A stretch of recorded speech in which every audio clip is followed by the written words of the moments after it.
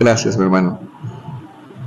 Muy bien, bienvenidos y muy bendecida tarde. Espero la estén aprovechando con un rico cafecito, que la palabra del Eterno se estudia mejor con café, ¿sí? Se disfruta mejor, ¿sí?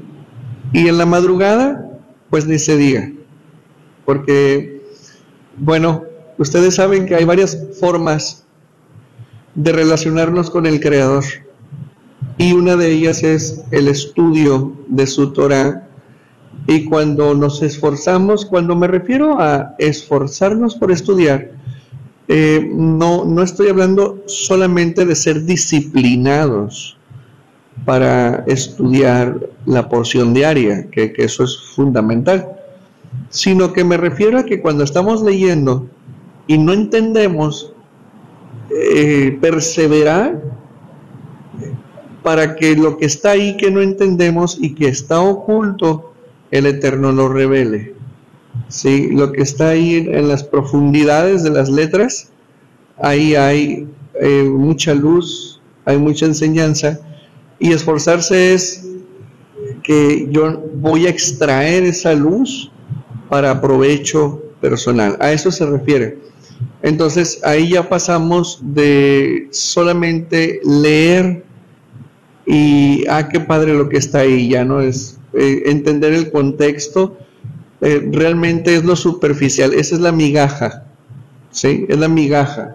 Entender lo superficial es la migaja, y obviamente no es el propósito quedarnos en ese nivel de migaja, peshat, sino irnos hasta el sod, irnos hasta lo profundo, a lo místico, y encontrar esa luz, la cual es compatible conmigo y me permite a mí, cuando la obtengo, la interiorizo, la pongo en acción en mi persona, mi luz es más intensa, porque somos seres de luz, somos luz inteligente, que estamos dentro de este cuerpo. Entonces, cuando nos esforzamos por conocer la palabra, cuando no nos movemos de ahí hasta que le decimos al Eterno, por favor, déjame entrar ahí, ábreme la puerta de ese conocimiento que está ahí y que yo sé que está ahí, pero no se puede, o sea, no puedo acceder. Si ustedes se han dado cuenta, en la parashá de esta semana, ¿qué se llama? No, mi hermana, andamos bien extraviados. A ver. En el ciclo natural del año, ¿qué para allá vamos?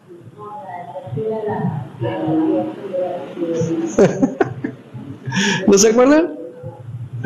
¿No se acuerdan? ¿Que ya abrimos el libro de Bamidbar?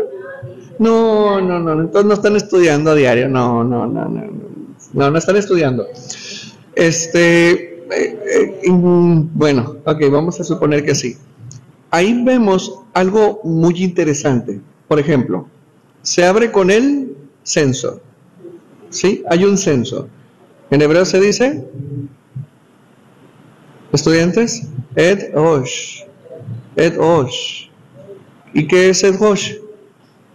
Levantar cabeza. Así es, levantar cabeza. ¿Y eso qué implica? Que quien hace el conteo le está diciendo a la persona, eres importante, eres importante, eres importante, eres importante. Ahí está la luz. Entonces, no es lo superficial lo que nos interesa, porque saber que se hizo un censo no me es relevante, pero yo necesito saber la profundidad de eso que está ahí. Bueno, nos está diciendo el Eterno, eres importante. Y luego encontramos por ahí algo muy curioso. Se hace el censo de todas las tribus, menos de la tribu de Leví. Y ustedes dirán, ¿por qué se cuentan todas las tribus a excepción de Leví?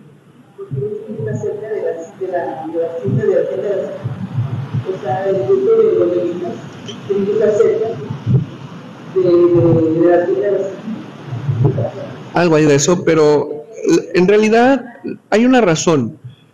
Lo que pasa es que Leví es la guardia personal del rey. Y por lo tanto tiene una distinción particular, a diferencia de las demás tribus, entonces les cuenta aparte. O sea, contarlos aparte es una distinción, ahí está la luz. ¿Se fija? Entonces no es superficial, hay que ir a la luz. Y luego, a ver, ¿a partir de qué edad es el censo? A partir de los 20 años. O sea que a partir de los 20 años, el servicio militar y se enrolan para la guerra. Ok, eso suena bien. Pero a la luz de la Torá, solamente a partir de los 20 años, la persona es responsable de sus actos ante el Eterno. O sea, ahí hay luz. Pero en el caso de los levitas, ¿sí? En el caso de los levitas, el conteo no es a partir de los 20 años. Es a partir del primer mes. ¿Por qué los levitas son contados a partir del primer mes? ¿Y por qué las otras tribus a partir de los 20 años? ¿Por qué esa diferencia? Es que es distinción, no, aquí ya no es distinción. Aquí hay algo más. Entonces, ¿por qué los hijos de la guardia personal del rey? A ver, 1, 2, a ver. Un poquito de volumen, mi hermano, por favor. 2, 2, 2. ¿Ahí se escucha bien? Ok. Porque si no preguntamos por qué, nos vamos a quedar con que, ay, qué padre, sé Torah, sí, 21 mes, pero no, o sea, hay una razón muy especial. A ver, no es lo mismo ser hijo del maestro que alumno del maestro en el salón de clases. ¿Me explico?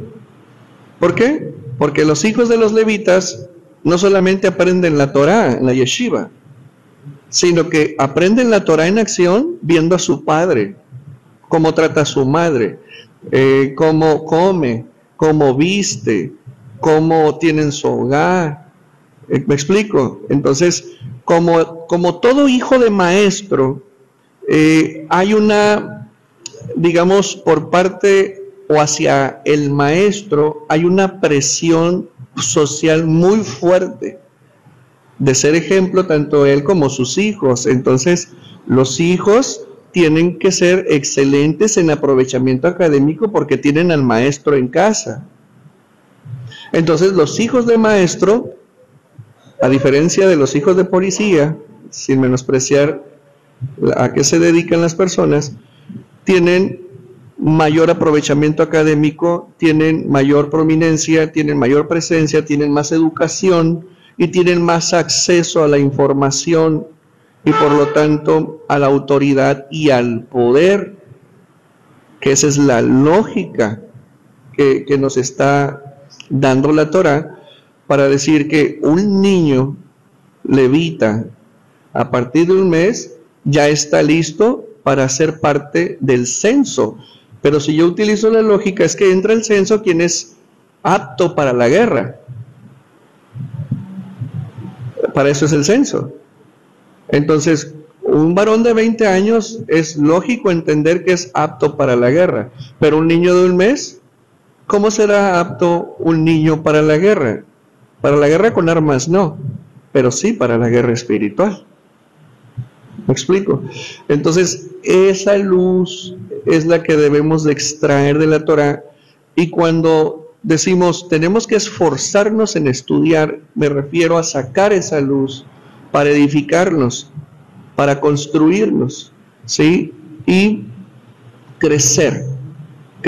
Recordemos que en la secuencia de estudios de los días martes estamos en el libro de... No, hombre, no. Devarim. ¿Y qué es Devarim? Palabras. Entonces, ¿qué es necesario tener? Palabras. Y es importante porque alguien que es miembro del pueblo de Elohim debe de tener palabra. ¿Sí? ¿Por qué? Porque tenemos que extraer la eficacia de esa palabra y traerla en nuestra vida. Ahora, tenemos los 5 libros. A ver, libro 1, Bereshit, ¿qué significa? En el principio. Libro 2, Shmot, ¿qué significa? los nombres. Libro número 3, Vaikra, que significa números. No. A ver, ¿qué significa Vaikra? Y chamó, ¿sí? No, es que es la lluvia. Libro número 4, Bamidbar, que significa en el desierto.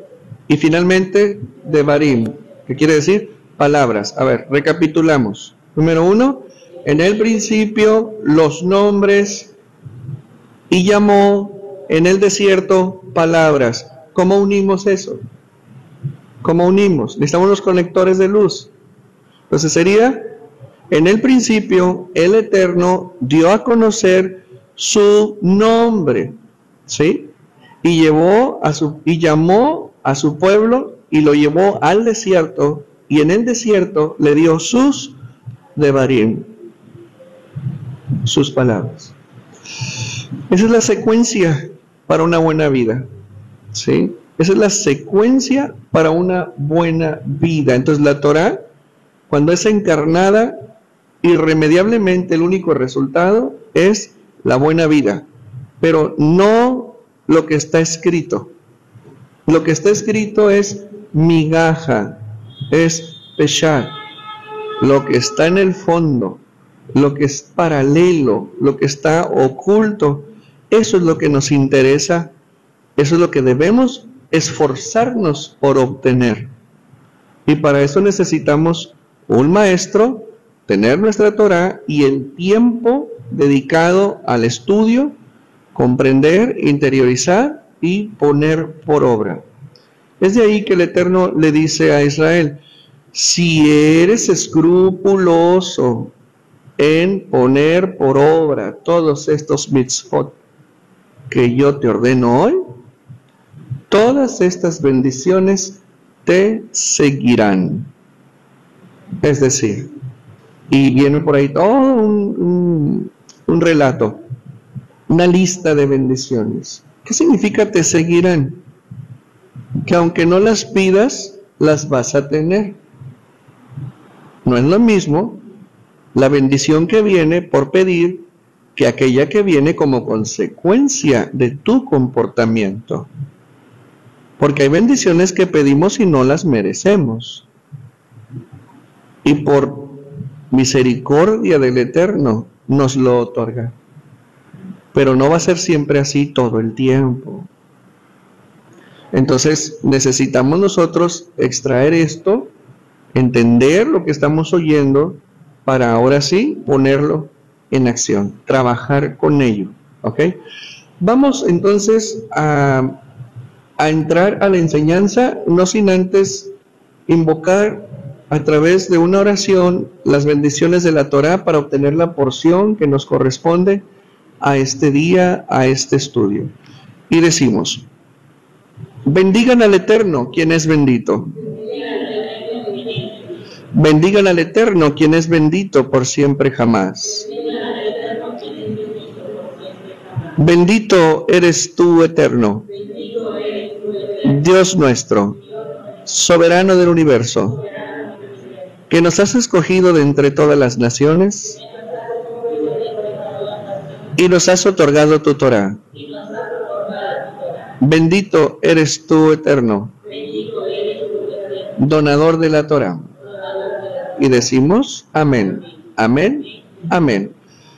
La enseñanza de hoy está basada en el libro de Devarim, capítulo 5, verso 1 al 4, en un primer momento. Y la enseñanza se titula Hashem tiene esperanzas en ti. Interesante. Tú dirás, a ver, Hashem tiene esperanzas en mí.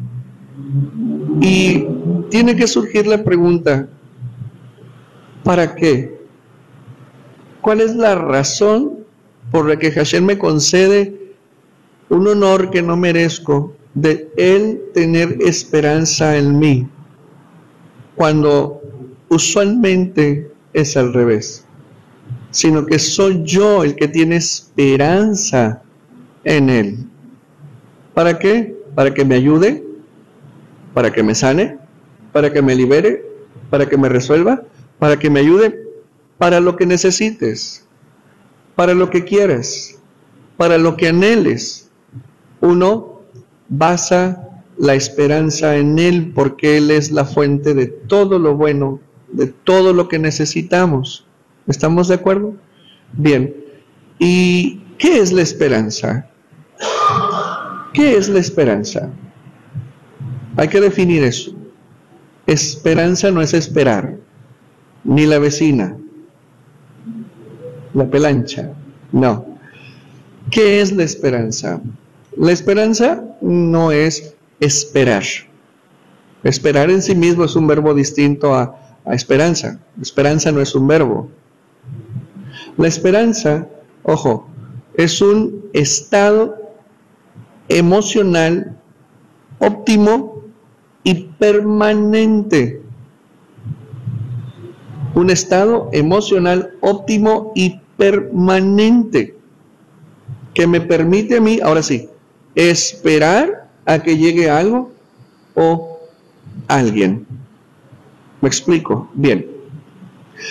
La esperanza es un estado emocional óptimo y permanente, es decir, se sostiene en el largo plazo ese estado emocional, que es muy distinto a la motivación. La motivación, podré tener razones, motivos para estar contento, ¿sí? Y esperar algo o alguien. Pero si ese algo o ese alguien no llega cuando yo creo, y si llega, no llega como yo creo, como yo creía o como yo esperaba, ¿sí? Entonces mi motivación tiende a bajar. ¿Por qué? Porque la motivación es un estado emocional, ojo con esto, no permanente y óptimo temporalmente. ¿Sí? A ver, la motivación es como la espuma cuando entra en contacto con el oxígeno. Empieza a bajar, empieza a bajar, a bajar, a bajar, a bajar, a bajar, hasta que si tú agarras agua con jabón, lo mezclas y es un espumero, pero lo dejas reposar, ¿qué va a pasar?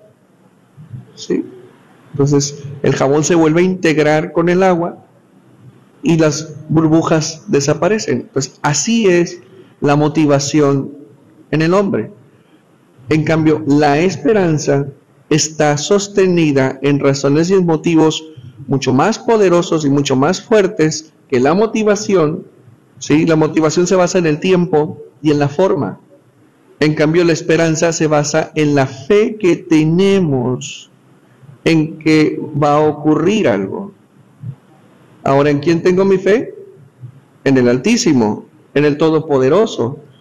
Entonces, a ver, es el Altísimo. Él está por encima de todo. Él es el Todopoderoso. O sea, no hay nada más poderoso que Él. Eso ya es garantía de que lo que yo anhelo, lo que yo necesito, lo que me hace falta, Él no tiene ningún problema para proveérmelo.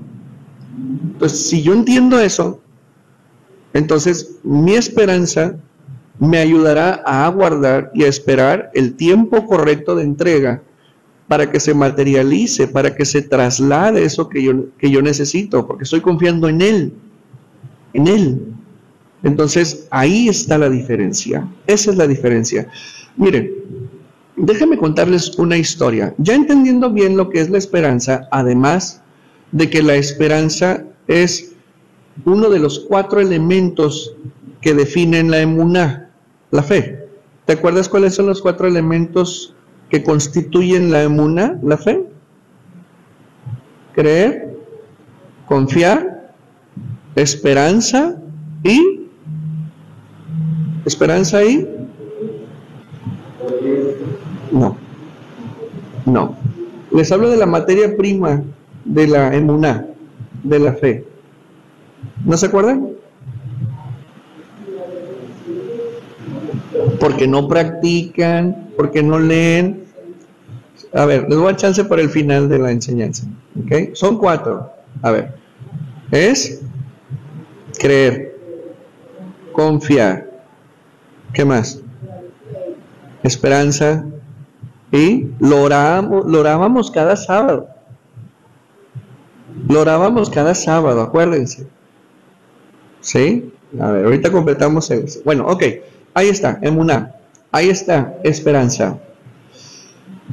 Esta es la historia real de una gran mujer que tenía muchas expectativas acerca de un buen futuro para ella. Y había planificado su vida de tal manera que si todo ocurría tal cual, para ella, conforme a eso que iba a ocurrir, sería muy feliz. Entre eso que ella esperaba, era un buen varón con el cual tener una familia, formar un matrimonio, tener hijos y a partir de ahí generar todo un linaje.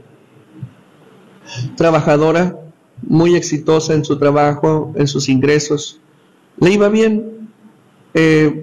Finalmente encuentra a un varón que, bien, cumplió las expectativas físicas, se sintió atraída, se casan, ¿sí? Y tienen 2 hijos varones. Eventualmente, el varón empieza a portarse mal porque resulta que el varón le salió demasiado coqueto, ¿sí? Entonces coqueteaba con otras mujeres, mentía acerca de la fidelidad que había jurado ante el altar. Y lamentablemente la relación terminó en un divorcio.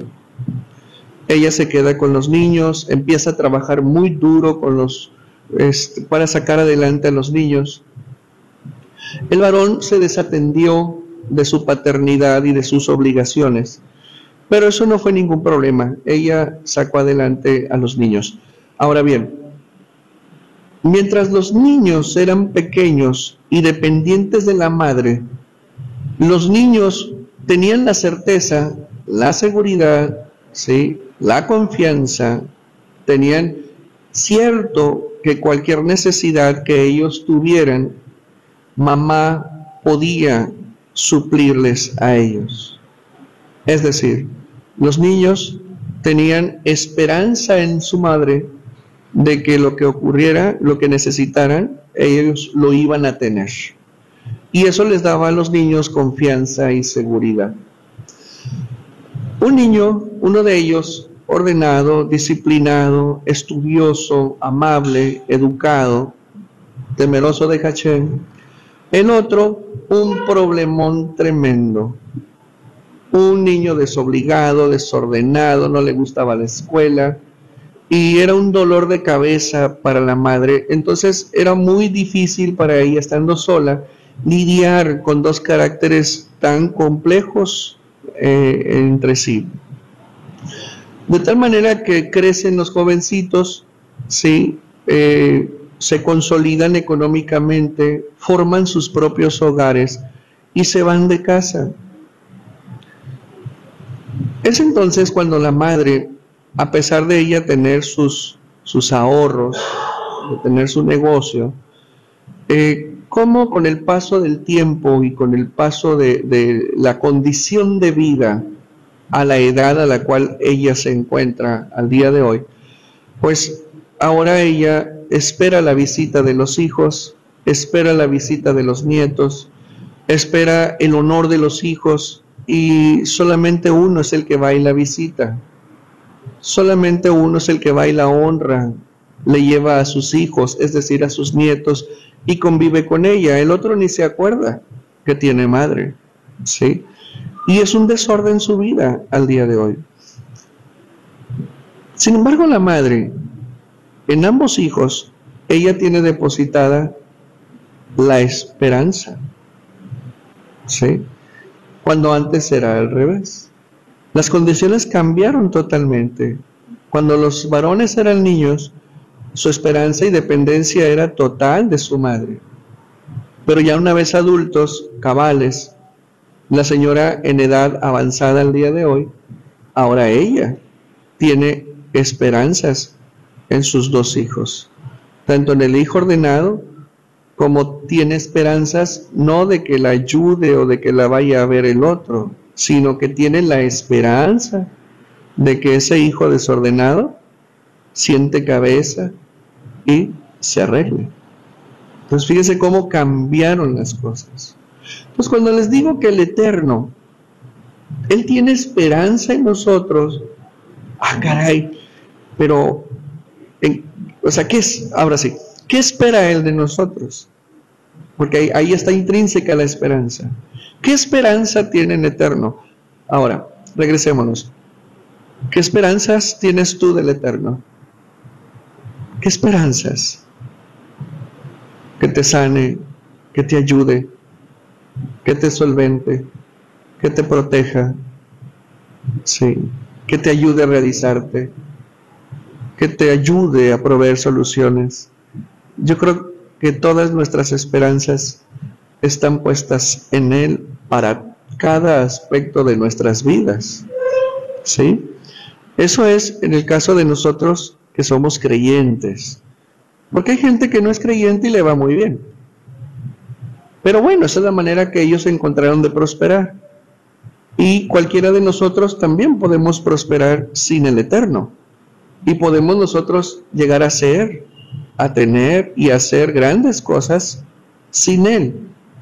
Pero entendemos que nuestra vida sin Él no es vida.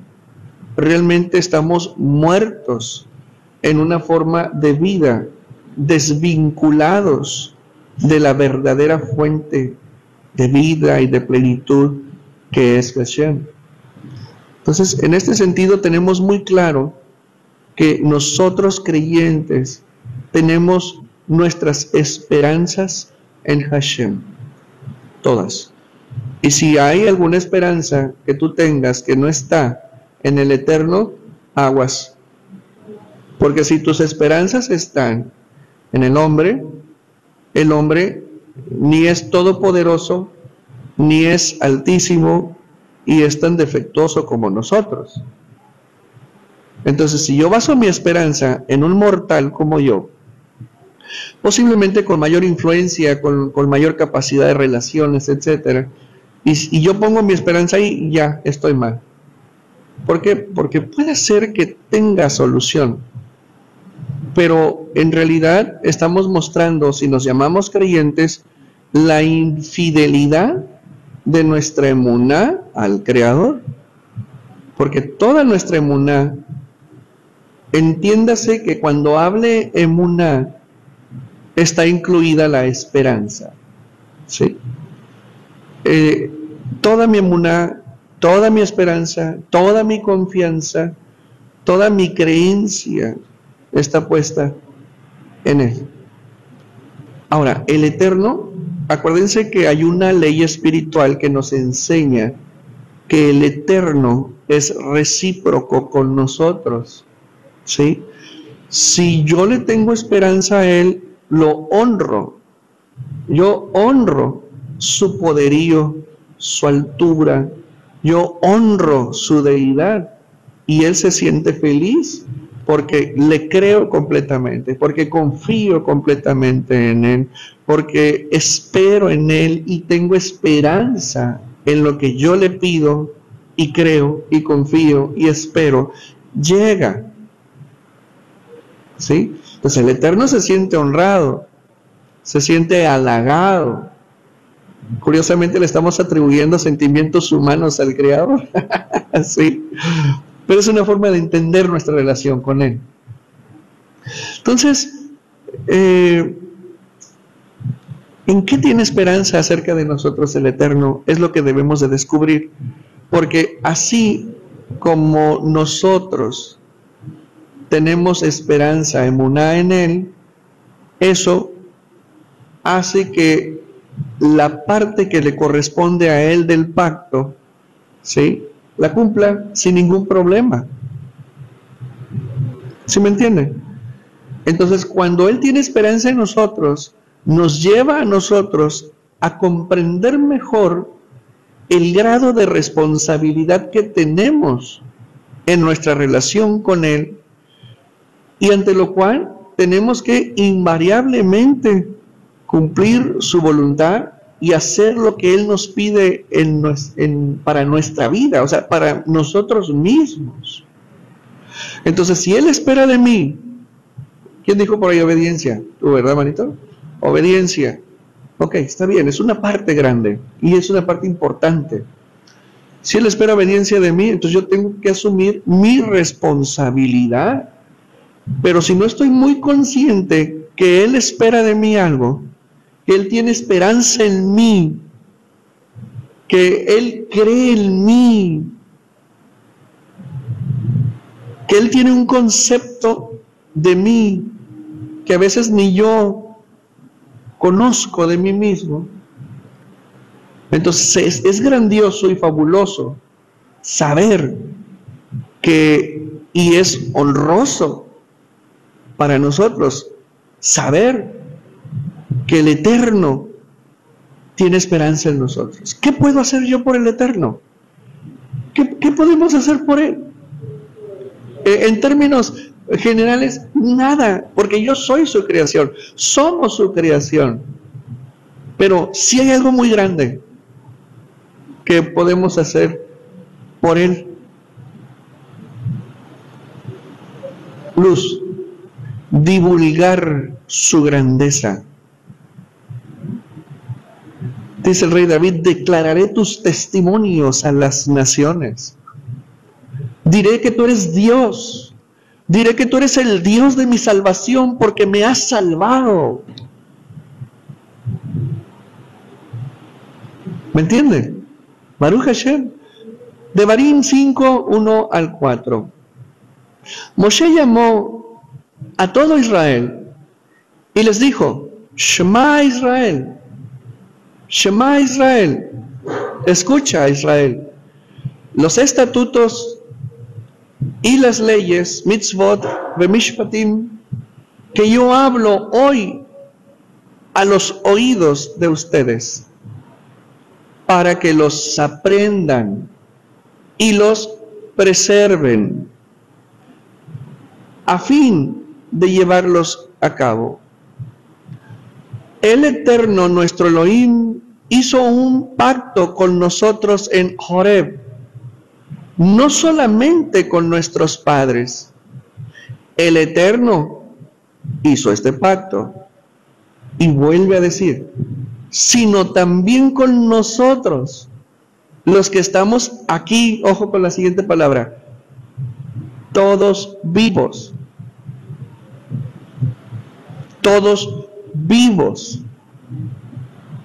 Cara a cara habló el Eterno con ustedes en la montaña, en medio del fuego.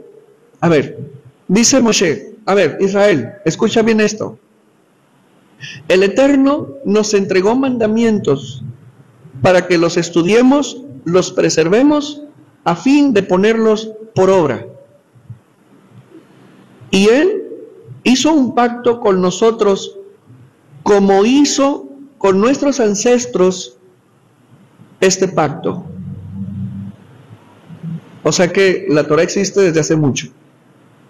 La Torah la Torah se entregó para una nación en Horeb, en Sinai.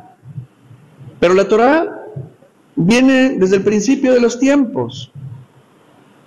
Se entregó oficialmente a una nación, pero la Torah se viene enseñando del Eterno a Adán, a Javá, y es a través de la tradición oral que se fueron enseñando sus preceptos y sus mandamientos. Ahora, cuando Moshe habla de nuestros ancestros, en concreto no se refiere a los abuelos, a los tíos, no, se refiere a Abraham, a Isaac y a Jacob. A ver, con Abraham celebró el pacto, ¿ok? Con Isaac lo confirmó y con Jacob lo ratificó. Y el Eterno se comprometió con ellos tres a que Él haría de Israel una nación poderosa, numerosa y eterna. eterna y a prosperarnos y hacer con nosotros, si nos dejamos, lo mejor de lo mejor y lo más excelso de su máxima creación, la humanidad, teniendo como a Israel el modelo social a seguir por las demás naciones.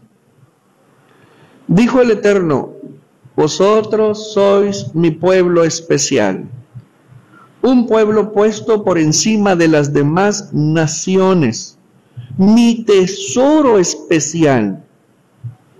Ahora, ¿qué nos hace su tesoro especial? ¿Qué nos hace a nosotros su pueblo especial? ¿Qué nos hace a nosotros tener un estatus de mayor prestigio y distinción que las demás naciones? La Torá. Es lo único. El sistema ético y moral perfecto que nos lleva a nosotros a vivir de la manera que el Eterno quiere. Porque cuando aplicamos la Torá en nuestra vida, estamos viviendo a la altura de nuestra hechura. Y obviamente esto va a circuitar, va a ser choque con el mundo. Les decía en son de juego y en serio, en Shabbat, acerca de ir a visitar a los muertitos, bueno, a los restos de quienes fueron nuestros familiares en el pasado. O sea que van, y el argot que se utiliza, el mundo dice: voy a ir a ver a mi mamá, voy a ir a ver a mi papá, pero espérame, si no está ahí, para empezar no está ahí. Entonces cuando empezamos a aplicar esto, la gente te dice: pero qué malo eres, qué malagradecido, y qué feo, ¿no vas a ir a llevarle flores a mi mamá? Pues es que es imposible, ella está ahí en otra dimensión, ¿no? O sea, te pones a hablar así, y chocas. Por eso estamos acá arriba, porque no somos como los que pasan por ahí porque ellos están muertos. Ellos están muertos porque tienen otra cultura. Ellos están bajo la ley y los juicios de los miembros. La gente que no ama al Eterno está bajo la ley del pecado, bajo la ley de los miembros y por lo tanto bajo la ley de la muerte. Entonces, quienes estamos rigiendo nuestra vida bajo la Torá del Eterno, somos los que vivimos, somos los que tenemos vida. ¿Por qué? Porque estamos viviendo conforme a el diseño que el Eterno nos dio para operar nuestra vida. Y cuando lo hacemos, nos apartamos. En automático, un mandamiento cumplido nos separa del mundo. Cuando bendecimos las finanzas, ¿qué decimos? Ni de ello he dado a los muertos. ¿Y qué les digo yo cuando se acerca el 1 y 2 de noviembre? Si vas a ir al panteón y comprar flores, ni metas tu diezmo aquí. O sea, ni lo metas. ¿Se acuerdan que les digo cada de noviembre? Porque ya hay algunos miembros que todavía le hacen al catolicismo.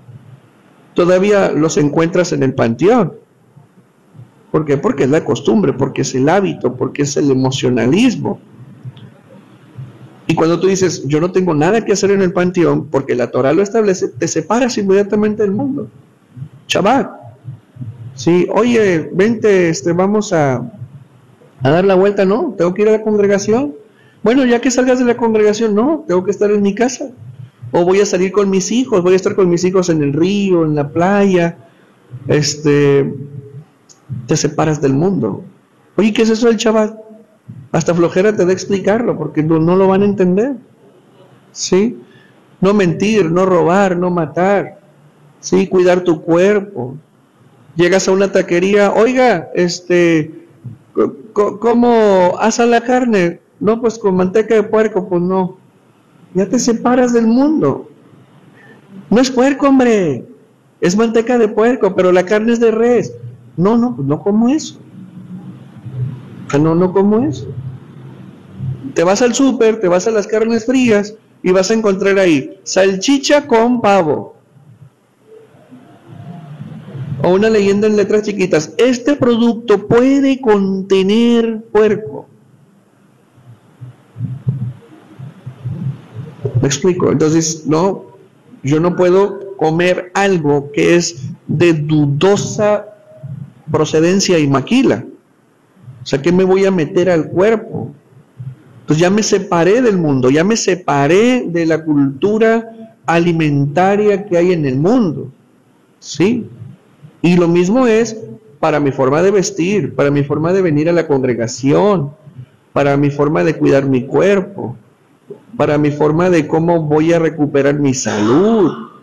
¿Sí? No voy a ir con el brujo, no voy a ir con el sobador, no voy con el hechicero, no, y esas cosas. ¿Sí? ¿Por qué? Porque tengo mandamientos que me dicen: no vas a ir con esas personas. Tengo otra forma de hacerlo. Entonces, cumplir mandamientos es separarme, apartarme del mundo. ¿Ok? Bien. Entonces, a ver, el Eterno, antes de darle la instrucción de vida a Israel, ¿qué fue lo que hizo primero? Los tuvo que sacar del yugo de la esclavitud, porque no pueden servir a dos amos. O sirves a Misraim, o sirves al Dios de Abraham.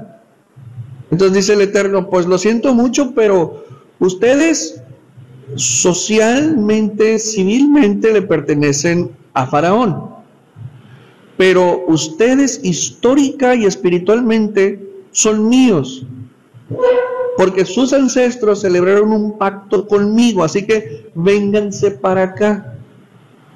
No los sacó a la fuerza a ellos, contra la fuerza, ¿sí? En contra de Faraón, pero todos salieron. Hasta esclavos que no eran hebreos aprovecharon y se vinieron también. Ellos no entraron al campamento, se quedaron por fuera, ¿sí? Y las nubes los rodeaban, los protegían, pero ahí estaban con ellos, ¿sí? Entonces aprovecharon la recta y aprendieron Torah y se circuncidaron y todo, pero ahí de lejitos, ¿sí? Bueno, entonces les da la libertad para darles a escoger, fíjense, darles a escoger si querrían que Él fuera su Dios. Y dijeron ellos: Naaseh v'nishma, oiremos y haremos. Y estaban diciéndole al Eterno: oiremos y haremos, sin saber lo que el Eterno les pediría. Eso el Eterno lo honró diciéndoles: aquí están, 10 mitzvot, cúmplanlos, y todo lo que ustedes hagan será para tener vida, para que vivan. Esto es la vida de ustedes. Es decir, de eso depende no vivir. De esto depende tener una buena vida. Estar vivo bien, no estar vivo muerto. ¿Ok? Entonces el Eterno nos libera, nos quita esa lápida pesada de esclavitud y luego nos trae al mandamiento. Y dice: esto es lo que te hará recuperar la vida que tus padres te heredaron, pero que tú por tus decisiones la perdiste y te permitiste ser asimilado por una cultura de muerte, que es la casa de esclavitud. ¿Sí? Entonces, hay una frase muy interesante que dice Moshe: los que estamos aquí, todos vivos. Recordemos que este discurso es previo a entrar a Canaán ya. Es decir, los 40 años terminaron. Ahora, ¿quiénes son los que están vivos? ¿Israel? Sí, pero ¿Israel qué? La segunda generación. Porque la generación que salió de Misraim, salieron, ojo con esto, salieron esclavos y fueron hombres libres en el desierto, pero siguieron siendo esclavos en el corazón y la mente.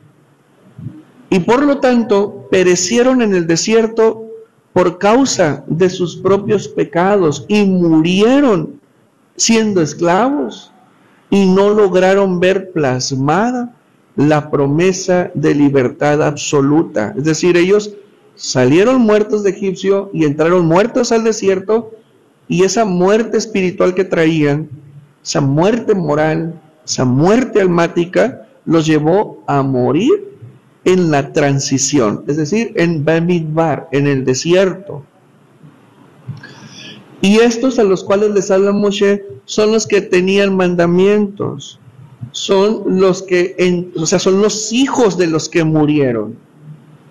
Y los que salieron de Egipto no eran guerreros, estos ya eran guerreros, ya sabían pelear, ya sabían el arte de la guerra, ya tenían mandamientos. Era una segunda generación mejorada, era una generación equilibrada, que entendió, que vio, que nacieron en tierra de libertad. Ellos, estos que están aquí, a los cuales Moshe les dice vivos, nacieron en la transición. Los padres no lograron transicionar, murieron en el desierto, pero ellos sí entendieron la transición, adquirieron la transición, terminaron la transición y llegaron a la frontera de Canaán. Y es entonces cuando Moshe dice, porque nosotros estamos vivos. ¿Por qué? Porque tenemos mandamientos. ¿Ok? Ahora, inmediatamente Moshe empieza nuevamente a numerar los 10 mandamientos. ¿Ok? Y dice, porque el Eterno nos dijo, 10. Ok. A ver, ¿cómo se dice 10 en hebreo? ¿No se acuerdan? Eser.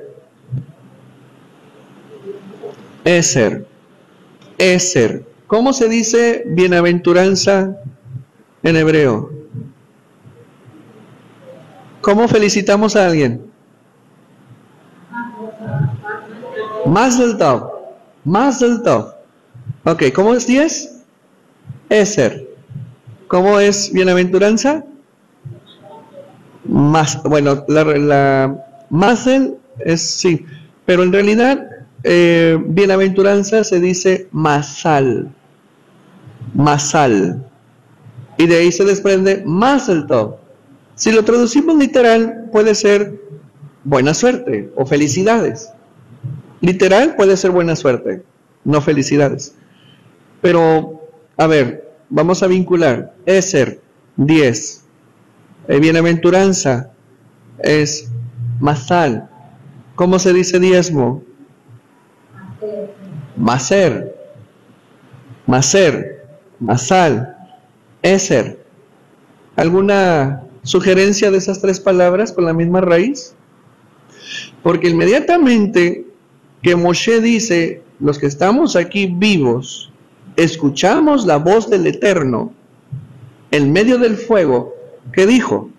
No tendrás, y empieza a numerar los 10 mandamientos. Y dice, para que te vaya bien. Entonces, Ha'esed Mitzvot, los 10 mandamientos, Ha'esed Mitzvot, tiene relación con la bienaventuranza, Masal, ¿sí? Y está relacionada con Maser, diezmo. Entonces, a ver, ¿cómo está esto? ¿Ideas? ¿Estudiantes de Torah? ¿Ideas?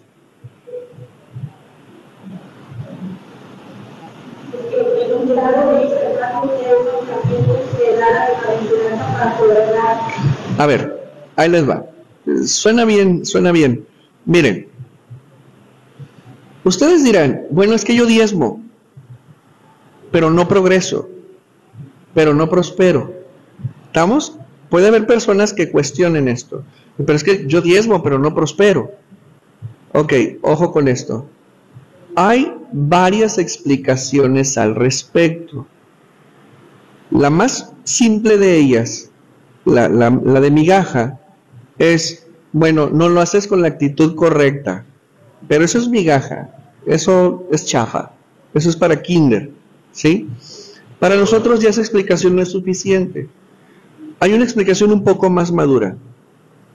Por ejemplo, déjame seleccionar esta. Si tú no estás preparado emocional, mental y técnicamente para saber usar el poder del dinero y piensas que el diezmo te va a servir para que se te agregue más dinero, no va a ocurrir jamás. ¿Me explico? ¿Por qué? Porque el Eterno no te va a sumar algo que tú vas a destruirlo, que no le vas a saber sacar provecho. ¿Ok? Eso ya es de primaria. Hay otra explicación muy interesante. Ok, es verdad que el diezmo es la base de la prosperidad económica. Es verdad que el diezmo es la forma en la cual yo saco mi dinero de lo profano y lo meto a lo bendito. ¿Sí? Hasta ahí vamos bien. Pero también es cierto que si yo, ojo con esto, si yo no entiendo lo que estoy haciendo al diezmar, cuando yo diezmo, no hay efecto en mi vida. Porque hay personas, déjenme darles un ejemplo. Hay una hermana que me dice, ¿sabe qué, pastor? Tengo 2 semanas sin diezmar porque mi negocio entró en una crisis y estoy muy preocupada por ello. Ojo con esto, ahí les va. Estoy muy preocupada por ello. Entonces le dije, mi hermana, no te preocupes. Tú ya estás diezmando. Nomás que no te estás dando cuenta. Me dice, ¿cómo? Y a lo mejor nos está oyendo. ¿Cómo? Sí, tu corazón ya diezmó. El problema es que no tienes el recurso, pero tú ya cumpliste la mitzvah. La mitzvah se cumple con el corazón. En cambio hay gente que cumple la mitzvah, lo envuelve en acto, pero el corazón no está ahí. A eso me refiero. A eso me refiero. Cuando no sabes lo que estás haciendo, a eso me refiero. Si el corazón no está ahí, porque el maser es una prueba al corazón. Eser, 10. ¿Qué es el 10? ¿Qué es el número 10 en la Torah? Prueba. Es una prueba a tu corazón. Y si das con dolor, y más bien dicho, propiamente del Eser, cuando tú, ojo con esto, me voy despacito, cuando tú das con el corazón, estás cumpliendo la mitzvah. Cuando no das con el corazón, no cumples la mitzvah. Aunque des. Porque el Eterno lo que quiere es un corazón circuncidado, pero también quiere que lo que hagas, lo hagas con sabiduría. Esta es la sabiduría oculta del Eser, del Maser. Que el Maser no lo estás dando. No es algo que das, es algo que regresas. Eso es sabiduría. Y si el corazón está ahí, pues tú cumples la mitzvah y por lo tanto estás alineado a lo que el Eterno quiere y por lo tanto el Eterno te va a prosperar. Y tú dices, bueno, pero soy rete malo para las finanzas, pero hago lo que usted acaba de decir. Bueno, el Maser te trae finanzas, te trae protección y te trae salud. Y si eres malo en las finanzas, dice el Eterno, entonces voy a hacer que te enfermes menos. Voy a hacer que si tú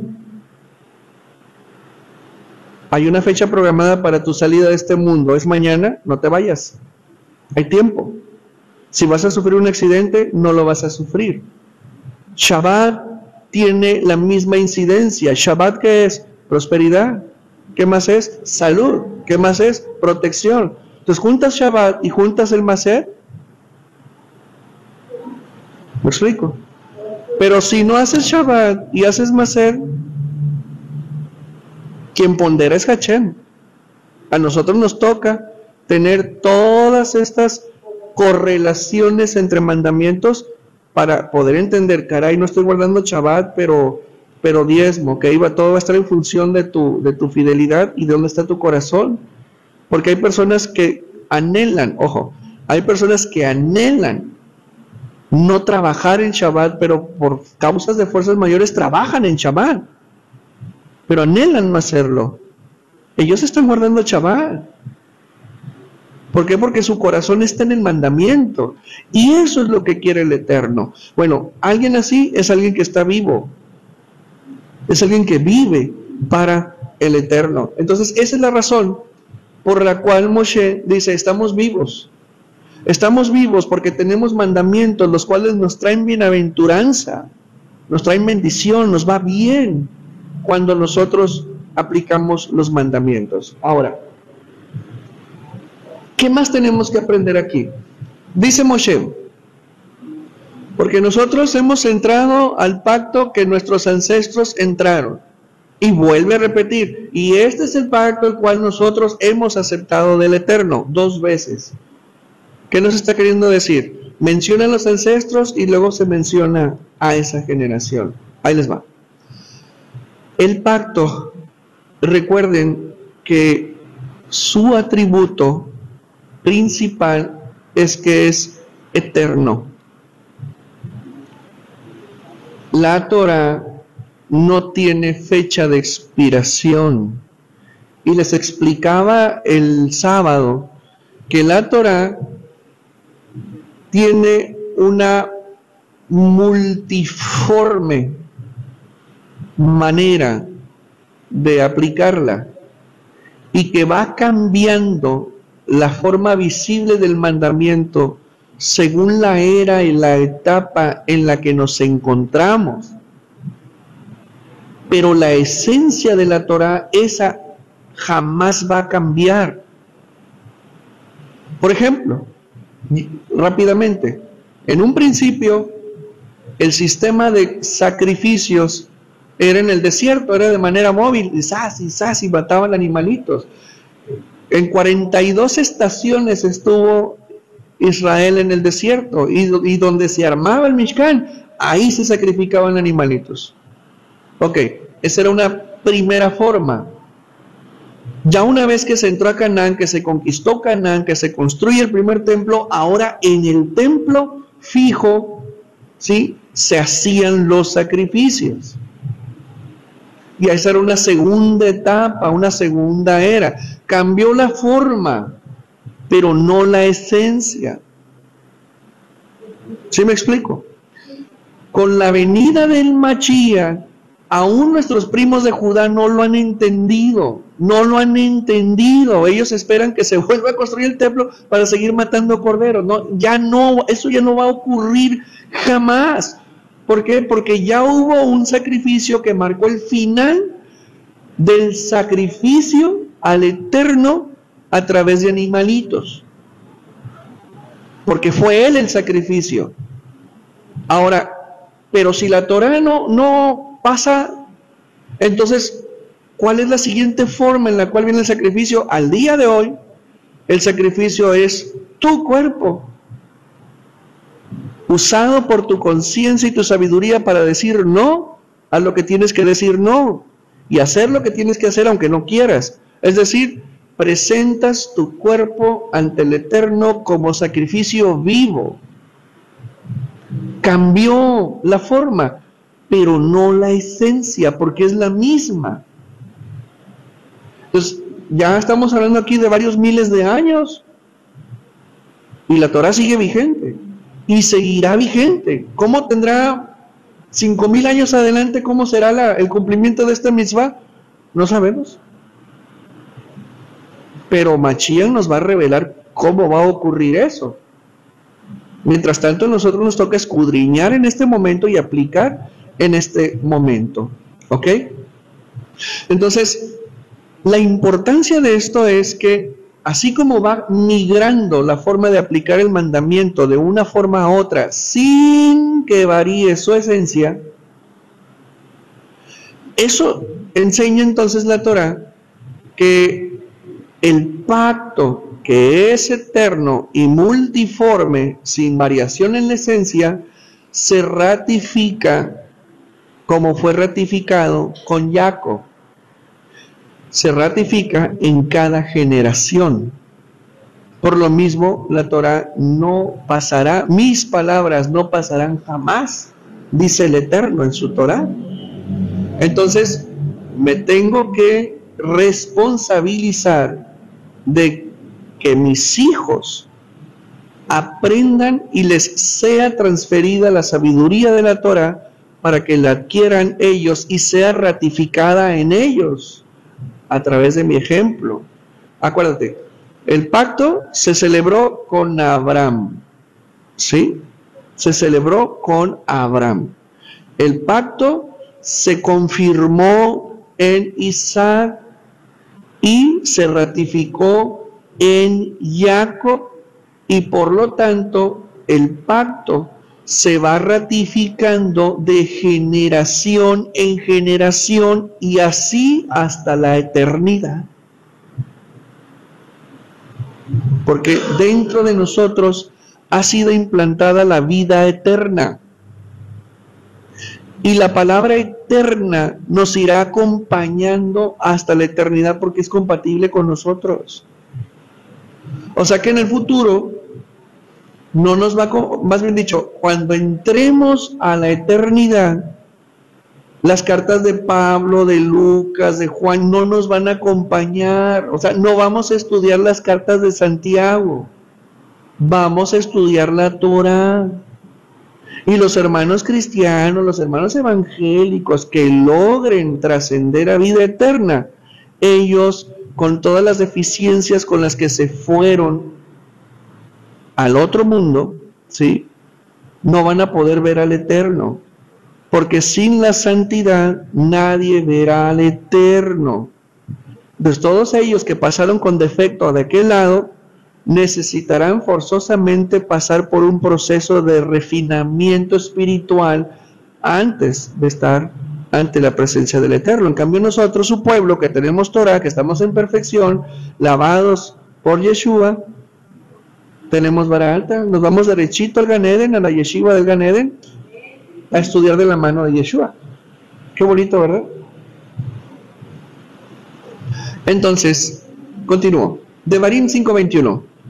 En este día, dice Moshe, en este día hemos visto que Elohim es el pueblo diciéndole a Moshe. En este día hemos visto que Elohim habla al ser humano, ojo, habla al ser humano y éste vive. ¿Lo entendiste? O sea, nos hemos dado cuenta que el Eterno habló sus mandamientos y cuando los pusimos en acción, vivimos. En este día hemos visto que Elohim habla al ser humano y éste vive.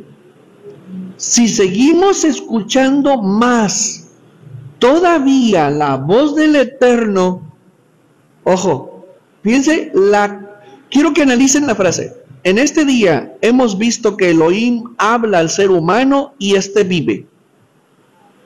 Si seguimos escuchando más todavía la voz del Eterno, ¿qué pasaría? Conforme a lo que dicen ellos. A ver, te lo vuelvo a leer. Ponme atención. A ver, atención, los quiero aquí. En este día hemos visto que Elohim habla al ser humano y éste vive. Si seguimos escuchando más todavía la voz del Eterno, ¿qué va a pasar? ¿Vamos a vivir? No. Más.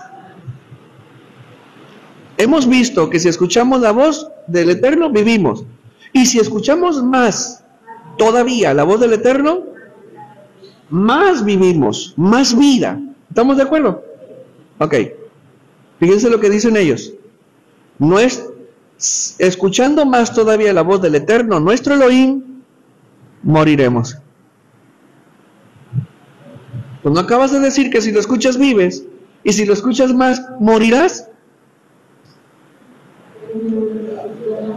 O sea, hay un problema aquí. Así es.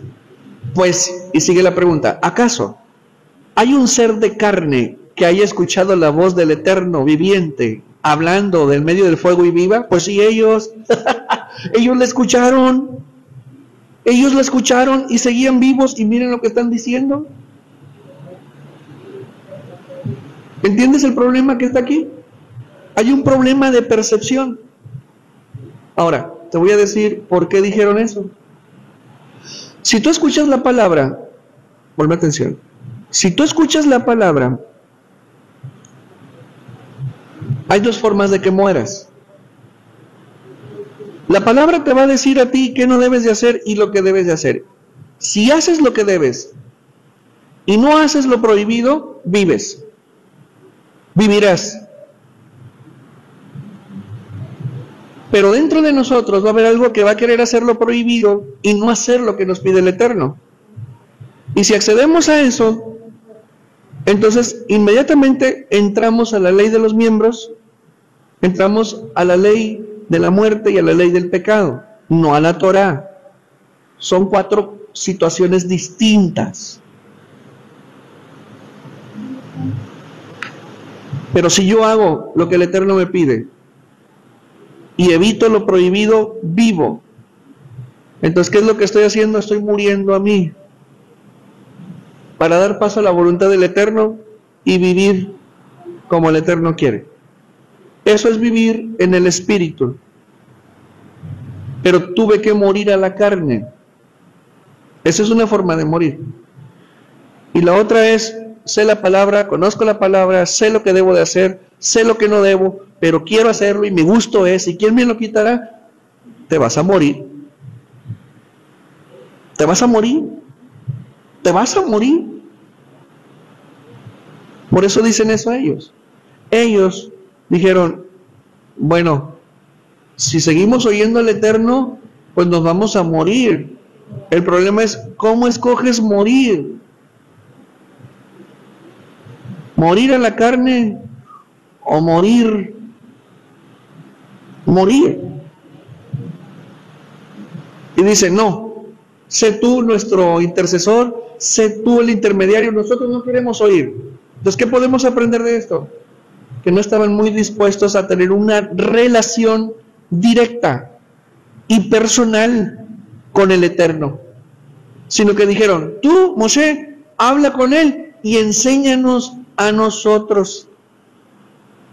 No sea que si nosotros lo oímos, moramos. Digo, es una soncera tremenda. Pero ¿qué estaban diciendo ahí? Ah, no. Nos gusta pecar. Mejor enséñanos tú. Fíjense qué serio es esto. Fíjense hasta dónde no llega el trastorno, hasta dónde no llega el desequilibrio de la mente como para querer seguir abajo. Está tremendo. Entonces, déjame, ya voy a terminar. Mira, dice el Eterno a Moshe en el capítulo 5, verso 25 y 26.